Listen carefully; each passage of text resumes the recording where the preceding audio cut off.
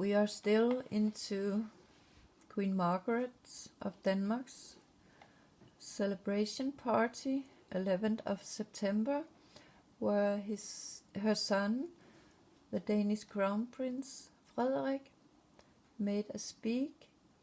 And here's a little line I noticed that he said.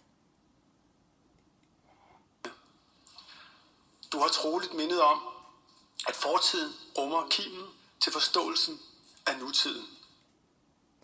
Here he say, you have reminded us about that the past held some kind of a key to understand the future. So there we are coming a little bit into the time machine, the going forward and backwards in time travel. And I have found a little clip more that had a little about that in the subject. It's from a Danish Christmas calendar. There are no sound on it, but I'll try to translate it. Time is something strange. What is, for an example, past, now, and future?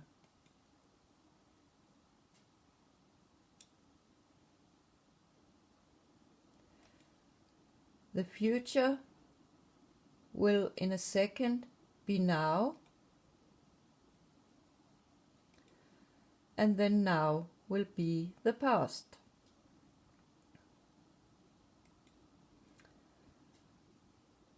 That's the way past, now, and future is connected into one. If you ask where the past is, most people will answer behind us.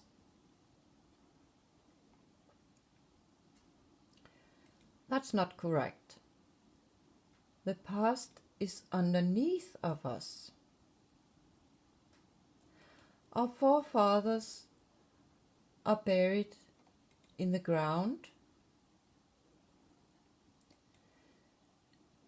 and the things that tells us about the past. And here I will say we know Queen Margaret has been very known for be interested in archaeology, digging after old things in the ground.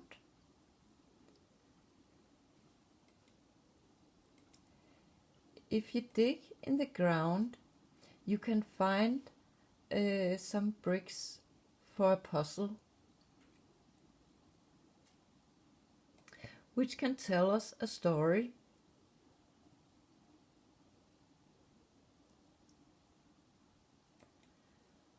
For an example, a story that starts with this one, and then you find an old TV antenna. So there we come into the signals and waves in the air.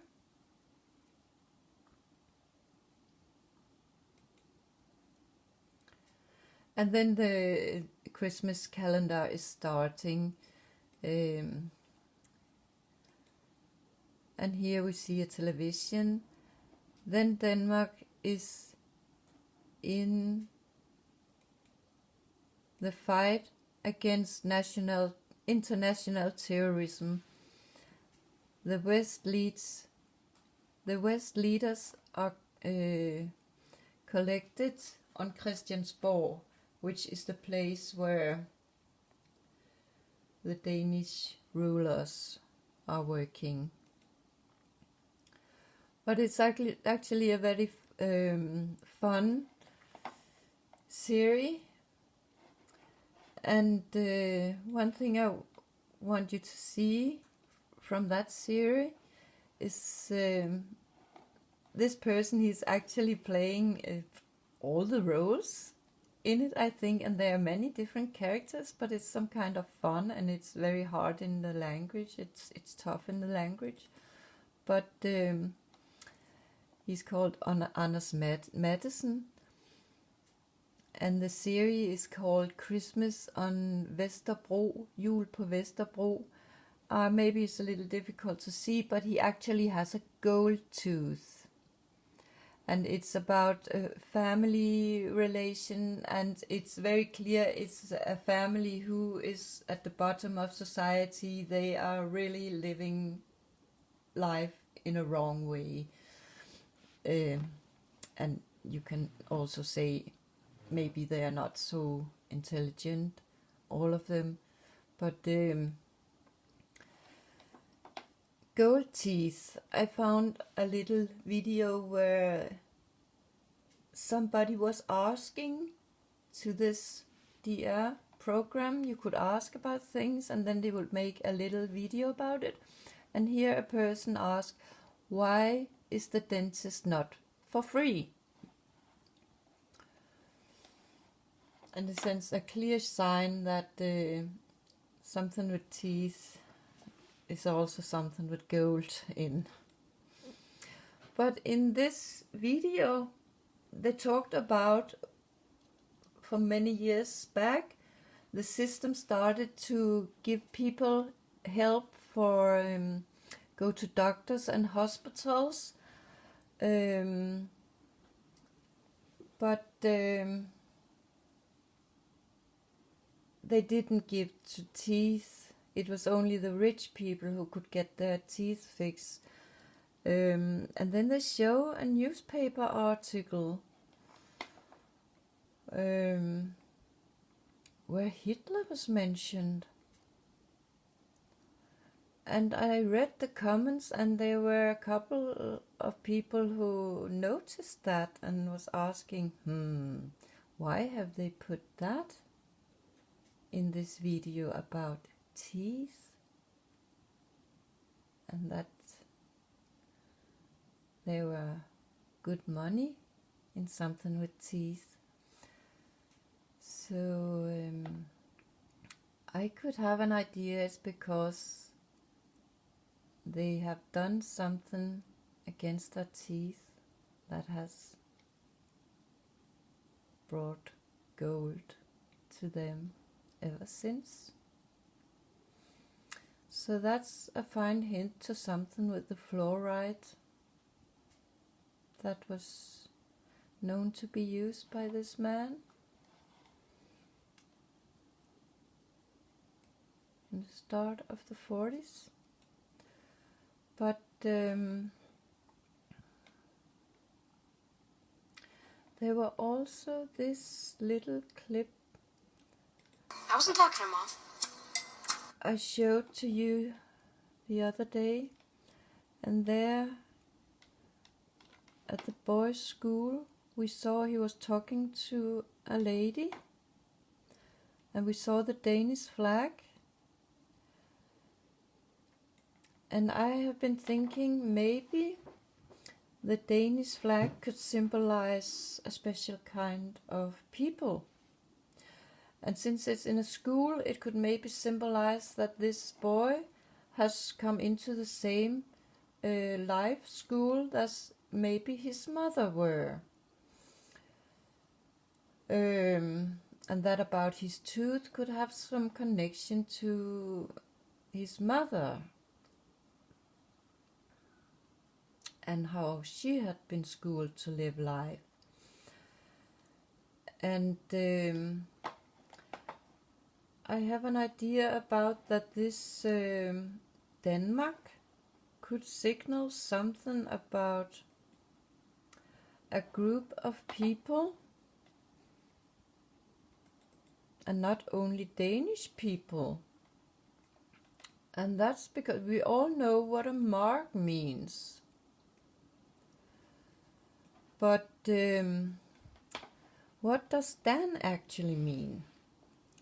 Dan, it means different kind of things, of course, as all other words, but it means rank.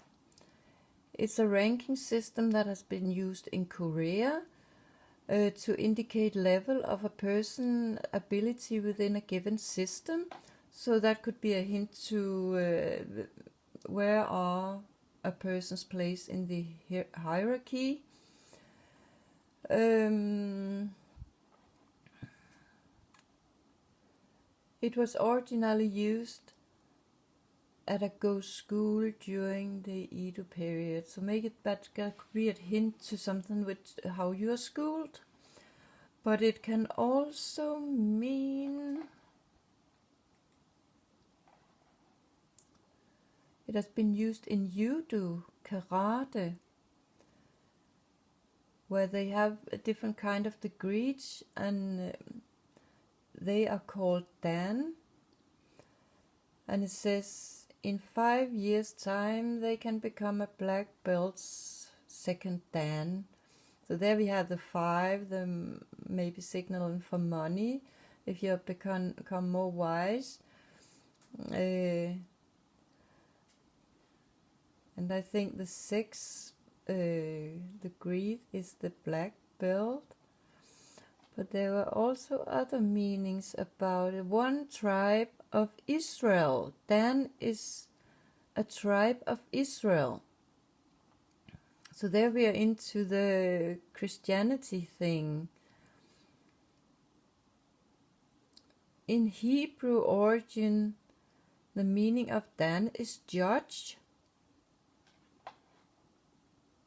So there we have something with being judged or judged. Another variant spelling of which is Dan is it's a surname.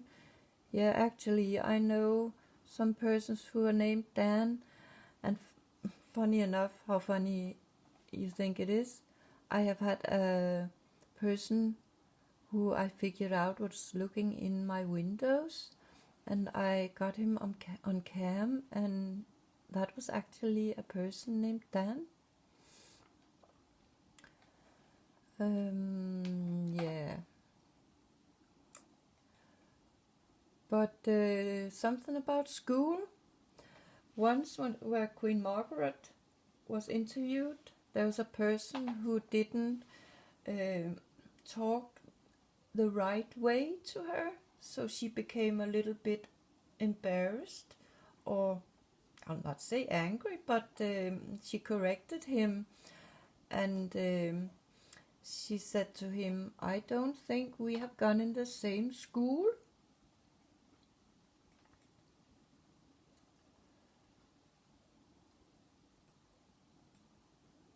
But maybe the leaders of our countries and our world are not going in the same school as we are. But it seems to we follow them. We follow them anyway.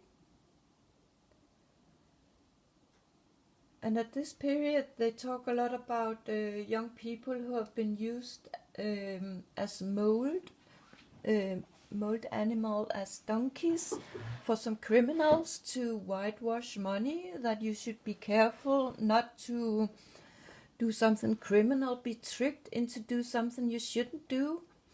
And there again, the mole, where the donkey was used in the story about Jesus also.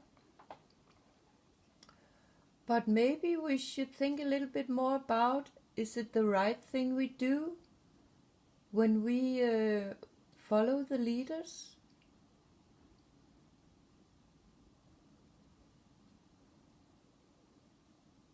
Since it seems to we have not gone in the same school, then we are not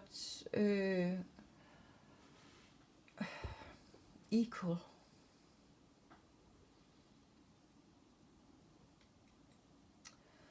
But let's continue with the next video.